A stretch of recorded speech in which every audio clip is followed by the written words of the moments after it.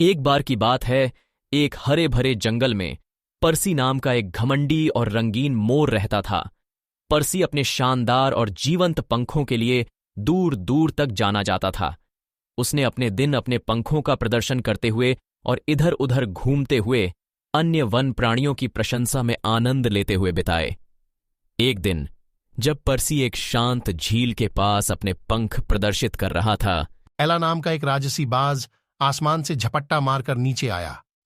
एला की गहरी आंखें और शक्तिशाली पंख थे और उससे शक्ति और अनुग्रह की आभा झलकती थी। पर्सी एला की उपस्थिति से खतरा महसूस करते हुए अपनी सुंदरता के बारे में शेखी बघारने लगा। मेरे शानदार पंखों को देखो, उसने कहा। मैं जंगल का सबसे सुंदर पक्षी हूं और कोई भी मेरी तुलना नहीं कर सकता।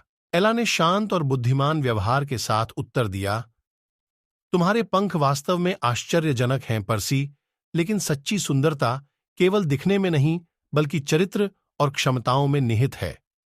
मेरे पास तुम्हारे जैसे रंगीन पंख नहीं हो सकते हैं, लेकिन मैं इससे ऊपर ऊंची उड़ान भर सकती हूं। जंगल और दुनिया को एक अलग दृष्टिकोण से देखें। पर्सी, जो अभी भी अपने घमंड में डूबा हुआ था, ने एला को एक प्रतियोगिता के लिए चुनौती दी। उन्होंने एक दौड़ का प्रस्ताव रखा, यह विश्वास करते हुए कि उनकी आकर्षक उपस्थिति निश्चित रूप से एला की ताकत और गति को मात देगी। दौड़ शुरू हुई और पर्सी तेजी से अपने पंख फड़फड़ाते हुए आगे बढ़ा, जबकि एला ने खूबसूरती से अपने पंख फैलाए और आकाश में उड़ गई। जैसे जैसे वे जंगल में दौड़ते गए, पर्सी जल्द ही थक गए और आगे बढ़ने के लिए संघर्ष करने लगे। इस बीच एला आसानी से पेड़ों की चोटियों से ऊपर उड़ गई। उसकी आंखें फिनिश लाइन पर टिकी थीं।